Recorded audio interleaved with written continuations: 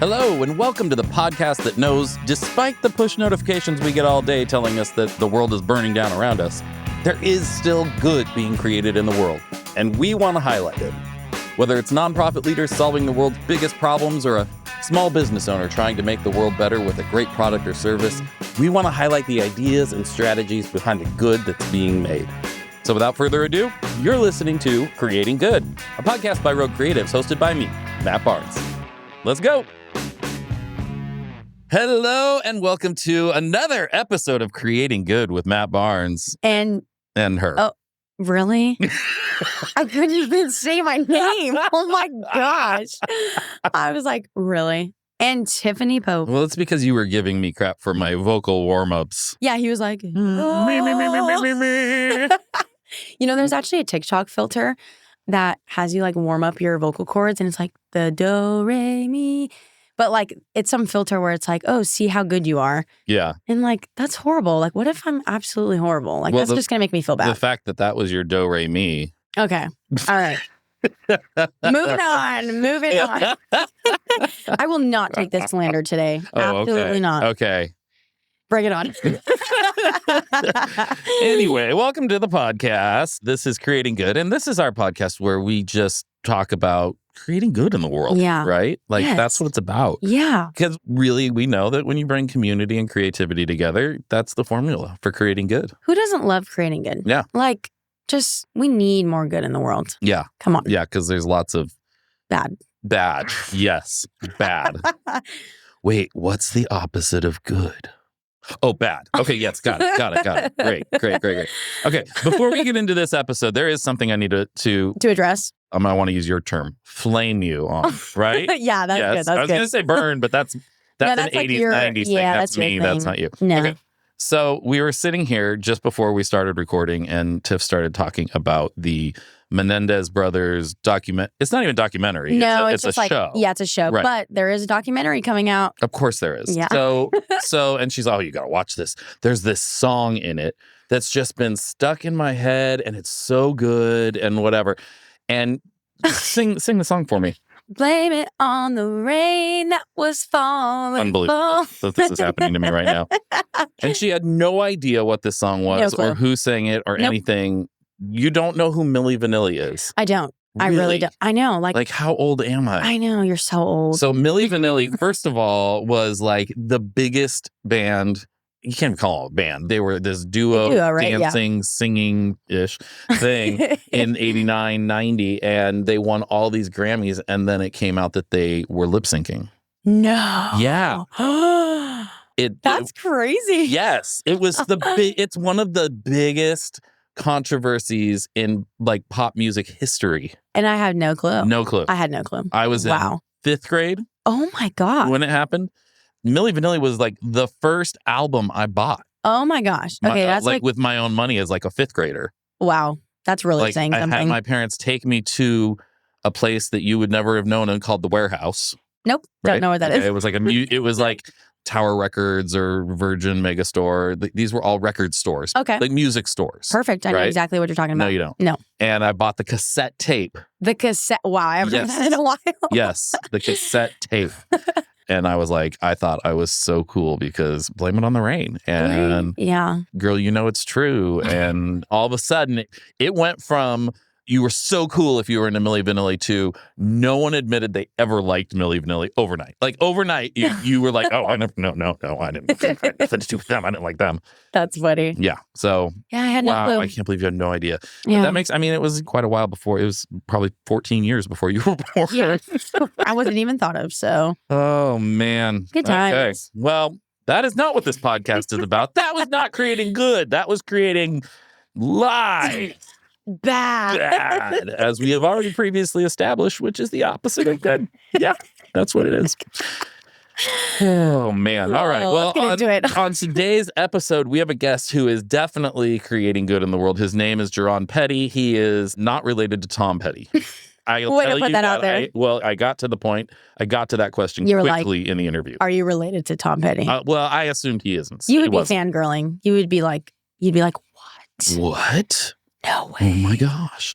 No, Jehron Petty, he is the founder and CEO of ColorStack, and he dedicated his life basically to increasing the number of Black and Latinx computer science graduates by starting ColorStack to give them opportunities in the computer science and programming world that is typically a pretty underrepresented community in that field. Yeah. And man, his story is amazing. And he's just doing some really, really cool work. And talk about creating good. This guy's out there. He's doing it. So it was a great interview. He's just a cool dude. And I'm really excited for everybody to hear it. So we will be right back with Jehron Petty right after this brief word from me. Why does everything always have to be about you? I don't know. I got to get somebody else to do the ads. All right. Bye. Bye. Creating Good with Matt Barnes is brought to you by Rogue Creatives. I'm going to get straight to the point and tell you something that I know to be true about good design.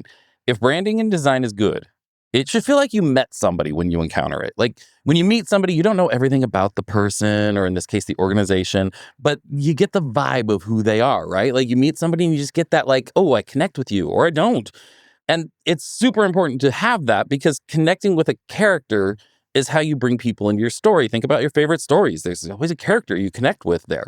And that's why Rogue Creatives has developed a 3-phase process that we use to develop your brand character, your personality, your voice, your values, and then make sure that it comes to life so that you're represented cohesively and accurately, no matter how people come into contact with you. Could be a business card or website or social media, video, print piece. It doesn't matter. They're connecting with that same brand character, that same personality, and being brought into your story. See, they connect with that and then they want to know more. They come to you asking questions. It's so great. And the best part is it frees you up to do just what you love to do while you can rest easy knowing that you're being represented out there so well and so accurately and so cohesively. And you have a team on your side making sure that it's happening consistently and cohesively all the time. So if you want that for you, and why wouldn't you, head over to roguecreatives.com/creatinggood to take our free online brand character quiz and schedule a free brand consultation. I don't know why I said free like that, but it was kind of fun. That's roguecreatives.com/creatinggood to begin defining your brand character today. We would really love to work with you. We worked with a lot of amazing organizations, nonprofits and for-profits alike, and help them increase their funding and their reach as they connect with more people and bring them into their stories. There's no commitment or risk for you at all, and so we just want to meet you. We're waiting. We're sitting here. We're just going like, we want to meet you. We want to hang out with you. We could be best friends. We need new friends. I mean, we have friends, but it'd be good to have more. More friends is always good. Anyway, especially good ones like you. You'd be a good friend. Remember, that's roguecreatives.com/creatinggood to get started today. Rogue Creatives. Seriously, creative storytelling.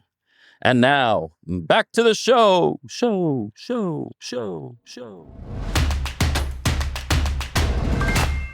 I'm here with Jehron Petty. Jehron, thanks for being here on the podcast today. Thanks for having me. Yeah, man. I'm so excited to dive in and hear about you and what you're doing at ColorStack. But before we do that, we always start with a segment we call 3 random questions. Let's do it. I'm ready. I've got a list of like 100 random questions, and then we randomly choose 3 of them. So it's very, very random, apparently. And then I'll lightly judge your answers, of course. Okay. That's expected. That's cool with that. Right. All right. Today, let's see. We got, what is your favorite flavor of ice cream? Oh, cookies and cream. Had it last night. Nice. Me too. It's the best. You like toppings on it or just as is? Just as is, but last night we did like a brownie cookie thing and put the cookies and cream on top of that. So it was good. Where are you located? New York, Baldwin. Oh, you're too far for me to just, stop in and grab some ice cream. I'll bring the kids and, we'll eat all your ice cream. All right. What giant company do you think you could do a better job of running than whoever's in charge now? These are like perfect for me because I think about these questions a lot. This company, LinkedIn. LinkedIn is a terrible product. They need to do a lot better with some of their features, and I think I would do a better job. All right. What one thing would you want to see on LinkedIn that's not there now or changed? I think first thing I would try to do if I was on the product side, I would change the idea of connections. I think we are just now, a lot of people are accepting connections. A lot of salespeople are connecting people just to sell. So it's like, we should rethink that definition of what it means to be connected so you can actually know if someone is on an email basis with this person or just kind of went to an event with them. That layer of data, I think, is needed. That's a great idea. It's interesting because before the pandemic, I kind of thought, LinkedIn's almost dead. It's just people put their stuff there. They're not even sure why. And then all of a sudden in the last 2 years, ever since the pandemic ended, I don't know, people are looking for jobs, whatever, but it's like LinkedIn is the place you have to be. But you're right. It's like trying to sift through and figure out what's good and what's not and who's worth responding to and who's not. It's rough. I think we reached out to you on LinkedIn, I think, right? I can't remember, but that's probably likely. Probably. I think so. Probably. It's usually how we do it. All right. Last one. Are you more introverted or extroverted? Introverted, but that is not what most people expect. Yeah. But you get your energy from your alone time then. Yes, 100%. Got to have that recharge. You got kids? Just got married though, a couple months ago. Well, congrats. That's awesome. Yeah, thank you. Well, yeah, I am naturally an extrovert, but everybody needs to recharge sometimes. And now that I have 5 kids, I'm with people all day and everyone needs me. And then I go home and everyone needs me there. And then I'm just like, oh my gosh. So I think it's driven me to introversion. I'm like, wow, I did not realize how much I need that recharge time. I never had. Wasn't a problem before, but I mean, kids are the best. It's awesome. But at the same time, like, wow. And we waited till later in life. So you're a little older, need a little more rest anyway. Yeah, exactly. There's multiple factors contributing to that for sure. Yeah. It's all good stuff. All right. Well, tell me your origin story. Where'd you come from? How'd you get to where you're at? And what is ColorStack and what are you doing? Yeah. So I grew up in New York. I was actually born in St. Thomas, U.S. Virgin Island. Family's Caribbean background. Studied in college at Cornell. I studied computer science there. And that part of my kind of origin story is actually related to ColorStack because studied computer science there, realized there was an underrepresentation problem firsthand with my friends, not even knowing that it was an industry-wide thing, and just started to solve the problem. And as I realized the scale of the problem got bigger, I just tried to solve the next biggest version of it. And now I'm doing it for the entire country versus at the time it was just in this class or in our department as a whole or at the internship I was at. So ColorStack, our mission's super clear, right? To increase the number of Black and Latinx computer science graduates that go on to start rewarding technical careers. So it's really about taking the ones who have already graduated, making sure they're getting jobs, the ones who dropped computer science before they graduated, how do we keep them in to persist? And then the ones that are coming in who are actually very well fit for computer science, but don't even try because they don't think it's for them. Interesting. That's really cool. So are you by nature a problem solver? I mean, you see something, you're like, come on. I mean, even the fact that your answer to the big company's question, you know what I mean? Like, yeah, those of us that are kind of like, we sit there and we think about those things. I sit at a restaurant and think, wait a minute, why did they set it up this way? It shouldn't be this way. It should be that way. And by the time you leave, you're like, I'm going to quit my job and go be a manager at this restaurant and fix it. And then my wife's like, you're an idiot. Stop. That is exactly me. I started my entrepreneurship journey pretty early, I would say. I started my first business at 16. So that was fixing phones. And it was because I had a research paper that was due in a week at the time. The backlight of my laptop goes out. I didn't know that was the problem at the time, but it just went black. And then problem solver, I'm trying to investigate, like, is the thing all dead? And I realized that, like, no, like I can still see some text, but it's like really, really thin. So then I looked that up and found that the LED backlight was probably cut out. So then I talked to Microsoft or whatever. They couldn't fix it and ship it back in time. So I was like, I have like 3 days to fix this. So I literally looked up a YouTube video, ordered a screen on Amazon, got it in a couple of days and fixed it in time to finish my research paper. And that began that business. I love those accidental starts where it's like this random thing happens. It opens your eyes to something and then you're on a path. It's so fascinating to me without getting too much on a tangent because it's not really what we're here for. But it's always fascinating to me to find out, like, whether it's for myself looking back in my own life or hearing other people's stories and realizing this. It's usually some random occurrence that happens that gives you that moment that sends you down a different path. And when you trace it back, you're like, if my laptop backlight hadn't died, I might not be running this company right. It's so crazy. I love that stuff. It's so fascinating. Okay, so how long have you been doing ColorStack? 4 years. In 8 days, it'll be 4 years. Nice. And how's it going? It's fun. I mean, every day I wake up still motivated, still fulfilled. There's nothing else I'd rather be doing. But it has its challenges, right? Like I started it immediately after graduating college. So I hadn't gotten the chance to be a professional, have a full-time job, learn and grow as a manager, all these different things. I've had to just figure it all out along the way. And it's funny because that's hard, but it's also what I'm more attracted to. I kind of like that thrill of, getting to solve the puzzles. So it's definitely had its challenges, but overall the org is doing really strong. Like all of our membership growth is up and to the right. We're doubling members every year. The value that they're getting, just ran a survey that we do annually. And a lot of those percentages of people who are confident in completing their degrees, getting a job, like all those numbers are going up year over year. And so we still have a lot of momentum, even though the market is contracting in terms of like D&I spend and recruiting and a lot of the things that really brought us a lot of early funding. We're still growing in terms of our impact. And so my job right now is getting a little bit challenging because I'm trying to figure out how I can continue to fuel that, even though the market for it, so to speak, has contracted, but we are definitely still growing in all the right ways. That's awesome. As a founder, have you struggled with figuring out the best way to utilize you? In other words, I find with a lot of startup nonprofits, you get somebody who's super passionate about a thing. They start this thing. They're doing most of it at first because trying to get it off the ground and whatever. And then a lot of times what I come in and have to do is help them strategize what they should be doing and get other people to do those things because you're best for growing the company or leading or telling the story or whatever it is. Has that been a challenge for you? Yeah, it actually relates to the previous topic we were on about being that problem solver, because I do have my more natural inclinations towards sales and things like that, product development, you could say, kind of strategy. But because I'm such a problem solver and a bit of a generalist, I feel like I can do everything. Like I have opinions on literally every part of our business. And so obviously part of it is being a founder of it too, but that's been a very hard thing to detach myself from, especially as I'm hiring super talented people coming in, where it's like, how do I stop myself from trying to get into the weeds when I genuinely feel like I have something of value to add? But even if it is valuable, it's one, maybe not the best use of my time because I'm context switching so much. But two, it's also not empowering for that team member or that department. They need to be able to run their own race. So that's definitely been a challenge. I think the self-reflection that's required has always been there, I think, though. I still know, I can tell you what my strengths are and kind of what I'm really not good at. And so, I've always hired out for like the ops type things or program management and things like that. But on fundraising, especially and program development strategy, those are things where I am hiring help, but I'm also having a challenge of giving away too much of that ownership. So working on it. No, it sounds like we're very similar in that way.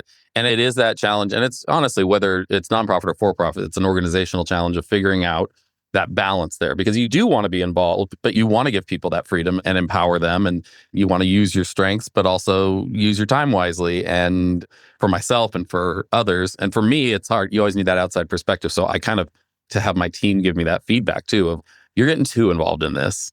And there's people on my team that I trust to have that perspective and let me know, because there's times where I'm like, okay, I got too sucked into that one. Sometimes that's good for me to step in and give my expertise or my vision on things, and it's always kind of that balancing act of how much. But as an organization grows, it's continually changing as well too. So it's not like figuring out a formula where you're like, I spend 30% of my time and forever that's how it'll be. And especially with nonprofits, there's so many other aspects where, what does your fundraising look like? How are you funding your organization? Yeah, good question. Probably the first two for sure, and maybe a little bit of the third fiscal year, we're operating at a surplus from just this one revenue stream, which was corporate university recruiting partnership. So you think of hiring, and a lot of recruiters go to events, they sponsor conferences, they go to career fairs, especially when it comes to university, they're going to campus, they're going to conferences, they're doing things to hire those interns and new grads. So there was already a budget that made sense. And I was familiar with it because a lot of those companies came to my campus and sponsored the clubs that I was working on. So I already knew about that model. And so when I started ColorStack, it's actually a really unique story because a lot of these recruiters, I was in their pipelines as a CS student. And so when I basically turned down my full-time offer, I reached out to not only the company I was in the process with, but all the other companies that were trying to recruit me and say, hey, I'm not on the market anymore, but I'm going to start this org that's going to help you find more me's in the world. And so that really helped us from day one build that revenue stream. So companies are still today paying us anywhere from $5 to $80K a year to do events, get a resume book, support our students for talent acquisition purposes. So that was up until last fiscal year. It was covering more than our operating budget. This is the first fiscal year that we're currently in where it isn't doing that. That's because we've grown so much and that just hasn't kept up with it. So how do you have to shift? I mean, it's always adapting, right? Yeah, always, exactly. And the minute you get comfortable, like, oh, wow, we have this perfect business model. And the minute you get comfortable. It's so true. It's true in every area of life. We always say that with our kids too. As soon as we figure out, oh, this routine works, it works for about a week or two. And then they hit a new stage or some new thing comes up and that doesn't work anymore. And then we got to spend months figuring out the new one. And it's just over and over. You never can get comfortable. Never. And that's still, there's that famous phrase, the only thing constant is change. So right now, my biggest thing is really getting up to speed on the philanthropic space. I think I had a more, I would call it immature attitude towards it at first because we had such a good model where I was like, oh yeah, we'll never have to go do, fill out a grant application and I'm not into that, blah, blah, blah. But now I'm like, I have to be into it. But yeah, I think right now it's really about building this. We just got into the Fast Forward Accelerator, which I think we may have gotten the connection through them. I think that might have been the intro, but this is a tech nonprofit accelerator. And so it's perfect timing because now when we need to build our strength in the philanthropic revenue streams, we just got this accelerator. They're helping us make that happen. So it's really about changing the way we talk about our work too, because before it's just different data points. Recruiters care about different things than a philanthropist does. And so we were getting very used to that narrative. And so now it's really talking about impact as it relates to some systemic problem, which it's always there, just we weren't talking about it in that way. Of course. And every audience is different. It's the same story from a different perspective. And you and I probably have both seen Star Wars or something, and I could tell it in my own words and you could tell in your own words. We're both right, but we highlight different things. And it's that same thing. You kind of have to always be able to adapt and figure out what's the best way to talk to this audience and that audience. But it sounds like you're not doing a lot of the traditional nonprofit fundraising of like doing galas and fundraisers and that type of thing, right? Yeah, I think the best way to describe the street, like it's definitely not that to answer your question. It's more so like you have business model here. We're going to be doing a more philanthropic, a typical grant making from bigger foundations and kind of proposing, here's our program, here's how it impacts people, fund it for 3 years, like that type of thing. And then I think the last thing that we haven't touched really in earnest yet, but will be that third stream is individual giving, but not just the average individual person, like alums. We're taking all these students, we're helping them get into high paying jobs, and it's all free for them. So having them have a portion of those alums give back in that way. And then the people that mentor through our programming, also that's another population that could be good for individual giving. So I don't see us in the near future doing typical galas or like fundraisers in typical sense of the terms. But like I said, 3 years ago, I never thought we would be doing philanthropy fundraising because I thought, it all could change. I think the brilliance of what you're doing is you're doing it backwards from what most people do. And it probably what most people should do. Most people, because we're so trained to think running a nonprofit is setting up some programs and then going around begging for money. And then eventually, if we get enough success, if we get big enough, then we can start looking for partnerships and then we can start getting organized and start actually thinking with business strategies because we can hire people. But you came in with the business strategy. I mean, you came in with, okay, we're going to have streams of revenue from here and these things. And then we can grow to where people who want to support it can support it. And that's kind of the icing, the cherry on top kind of thing, instead of starting out from that place of we're dependent on this. And the hardest part with that is if you're starting a nonprofit, you don't have a track record yet. So you're trying to convince individuals to give you money. You're going to get some from people who may know you and trust you, but growing that sphere of influence, it takes time because you don't have that track record yet. But to set up good business propositions and reasons to partner, that's just so much smarter. But culturally, we're so trained to think of nonprofits as this other thing, as a different way. And so I love that you, started it the way you would start any business, come in with a good strategy, a good business plan, and you were able to grow it much more quickly because of that as well. Yeah, thank you. I think we're in a good part of the pipeline of this general problem too. I think that's what I've reflected on, where you probably talk to other founders of orgs who are in K-12 or even workforce development, but for career switchers, for example, or just people in mid-level roles. And I think both of those are hard to come up with, at least the recruiting business model, because both of those groups aren't readily hireable all the time. Whereas we're in this unique part of the pipeline where everybody is eligible for an internship and companies are hiring for interns. So it's just a sweet spot. Yeah. So ColorStack exists because of racial inequity, all the things we all know, or well, we should all know and be very aware are all problems. Those same issues, have they come up in just running the nonprofit and getting that started? Or is it a different audience that is more aware and open to that? That's a good question. I mean, we started in 2020. I think it was the day of the murder of George Floyd, actually. The visibility of that event wasn't big on the day that it happened, but we shared that as a day. And so right around that time, we didn't get too much of that type of funding when people got up into, because we just had launched a month prior or that day. But the year and two after, there was more awareness of the problem. And we just got the right intros to the people, to your point, who just kind of knew. They already get it. So I haven't seen that yet. And also because of the business model, we were talking to companies who, even if they didn't really care, it was probably some business imperative, or it's just a recruiting play, which is also an easy sell as well. So we didn't really see that as we were talking to folks like that. But I just think our board and just the early supporters of us made really strong intros that cascaded to more people that already got it. So didn't really see the uphill battle in my early conversations, but I also learned a really important lesson early on that I'm going to spend more time doubling down on people that get it than trying to convince someone that doesn't. So in another way, I could have spent more time and dealt with that problem more. But early on, I said, no, I wouldn't. Yeah. It's interesting. I was thinking like you're trying to solve a problem in a specific area, but it's also that problem is not just specific to that area. It's everywhere. So that same issue could impact just you starting an organization. But you got to think about it too. Like with my background, it still exists, the bias and all those things, but going to Cornell helps. Being a computer science grad who had the internet Googled twice, I was in a very selective program called NEO. I did the Harvard SVMP program. Like just those things, it helped. And so I'd never want to be a reason why someone would say, oh, those things don't exist. But I didn't have as many of those challenges as others would have.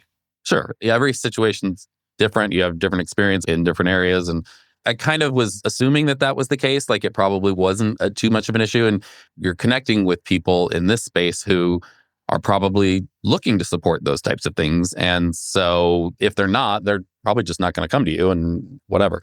What have been some of the biggest challenges as a startup, as you're growing? Sometimes it's figuring out how to scale or keep up with the growth or not let it grow too fast or, that type of thing. What have been some of the biggest challenges for you? I think it's been focus, like what to focus on.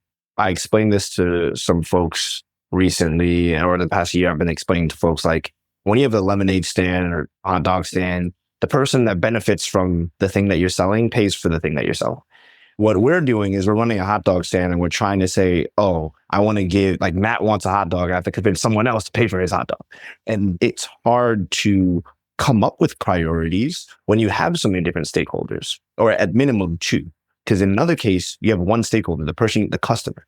In this case, it's like, well, we want to serve students in this way, but is that going to get funded? Or do we have the support behind that? And so I think the number one problem has always been like, okay, what do we focus our limited time and resources on? I would say a close second has been moving quickly to pivot as we learn new things, but specifically when it comes to our team, like how do we move quickly on that front? We could have hired a super talented person for this particular role or organize the team in a certain way that followed a previous priority. But now that we have conviction on a new priority that makes sense, like how do we kind of shift and make that doesn't happen overnight? And so we've made tons of pivots and it's been challenging. I mean, shout out to our team. We've been able to make those pivots and it hasn't been too much of a headache, but that is challenging to go through. Well, I think that can be a very common challenge for nonprofits and for-profits. And it sounds like you do kind of what I coach people to do or what I've tried to do, which is if you're focused on really the why of what you do and it's super clear, as you learn that the what and the where and the details are going to change because culture changes, life changes, you learn things, technology, whatever it is. And so if you get people who are really bought into the what, then every time things change, you're like, oh crap, I got to find new people. But if they're bought into the why, then not that managing that change is sometimes challenging, bringing them along, convincing them of why we're changing from this what to that what, or this how to that how, but it makes it a little bit easier. And as much as you're always shifting and changing and adapting, from what you've said, is you've had a very clear why from the very beginning.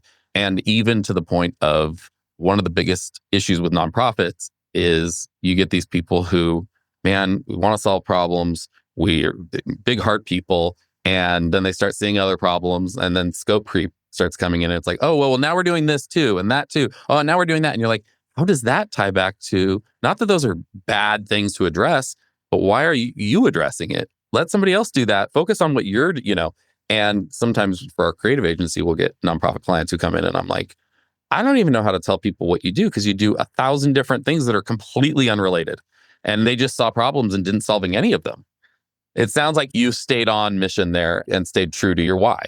Yeah, tried our best to it all. One of the quotes that you kind of said too, it's similar to what you're saying. It's I forgot where I saw it, but it's like stubborn on the vision, flexible on the details. And that rings a lot in what we do. Right? Even just some of our values, like our team values that we really try to live out, include things like that so that people know. Like one of them is embrace the pivot.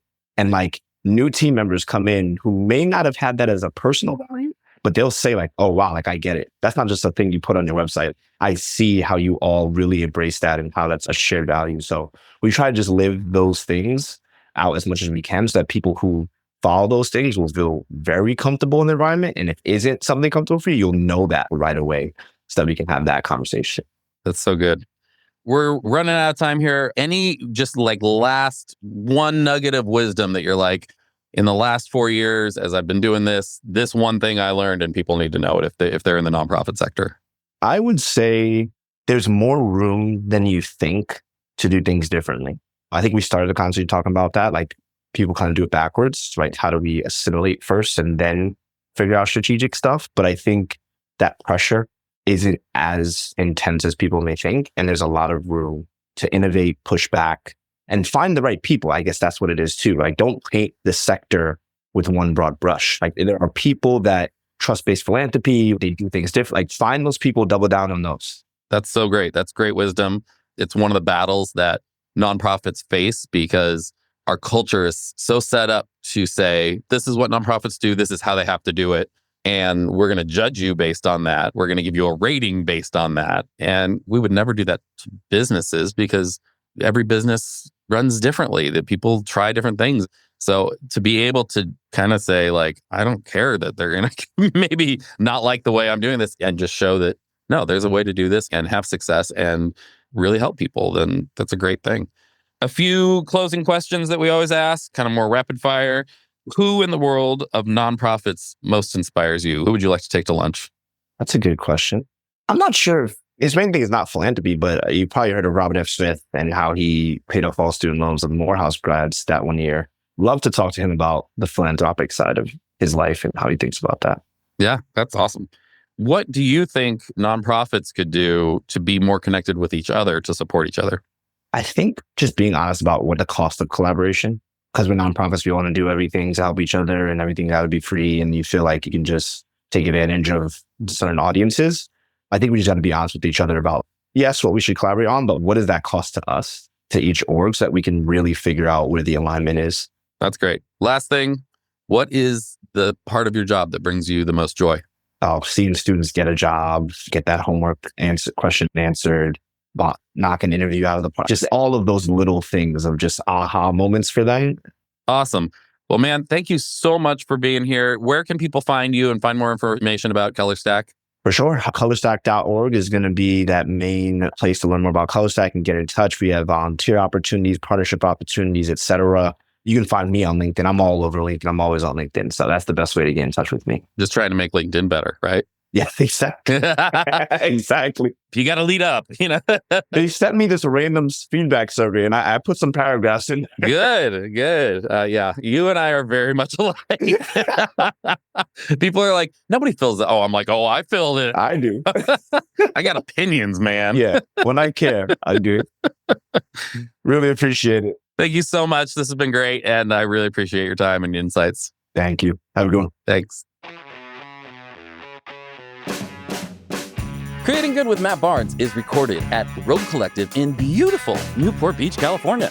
It's hosted and executive produced by me, Matt Barnes, with an assist by my chaos coordinator, Tiffany Pope. Production is by our amazing friends over at Fame, the B2B podcast agency, along with Belinda Carter-Thompson and the team here at Rogue Creatives.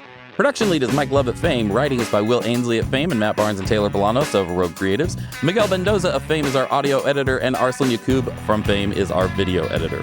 Creative direction and design is overseen by Corey Hill of Rogue Creatives. Our artwork is designed by the Rogue Creatives team and Rufino Mejia of Fame.